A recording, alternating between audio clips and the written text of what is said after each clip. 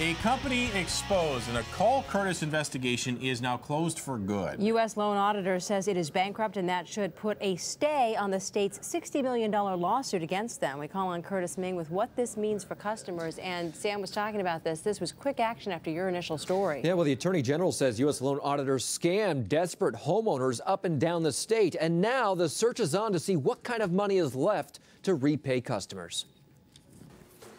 The doors are now locked. Looks like it's all closed up.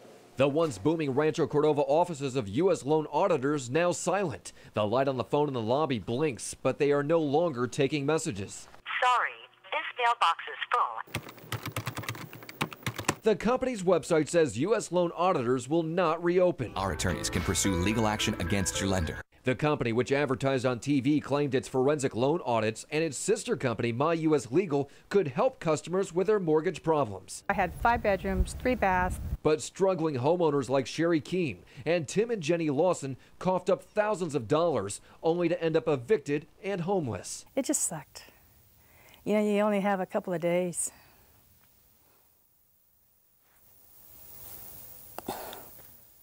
Sorry. I work hard for my money, and I don't like people taking advantage of me. In October, the Attorney General filed a $60 million lawsuit against both companies and their owners, Shane Barker, Jeff Pulvino, and James Sanderson, seen here in training videos CBS 13 exclusively obtained. The state calling the operation a scam. We obviously are the experts when it comes to predatory lending. The owners of the companies now want the state's lawsuit against them to be stopped in its tracks because of this. Both U.S. loan auditors and My U.S. Legal have now filed for bankruptcy. What they're saying is there isn't any money. The Attorney General is fighting to move forward with its lawsuit anyway to get restitution for the alleged victims. McGeorge School of Law professor John Sims says the state will most likely look to make sure the companies and owners have not hid any assets. There's going to be a real aggressive effort, I'm sure, to track down any assets that belong to any of the people that have been involved in this. The company's bankruptcy attorney tells CBS 13 he is working to list the number of people who are owed money. It could be in the thousands. He says the best way for customers to see refunds is through the bankruptcy court, where they will be treated equally and fairly.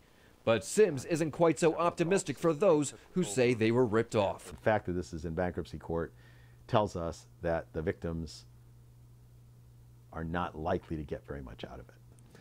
Customers owed money should file a claim with the bankruptcy court. There is a hearing scheduled for next Friday involving the state's lawsuit against the companies. And if you have a consumer problem you can't resolve, maybe we can call the hotline Monday through Friday, or you could always go to our website, cbssacramento.com, click on Contact Kurtis, and fill out our form.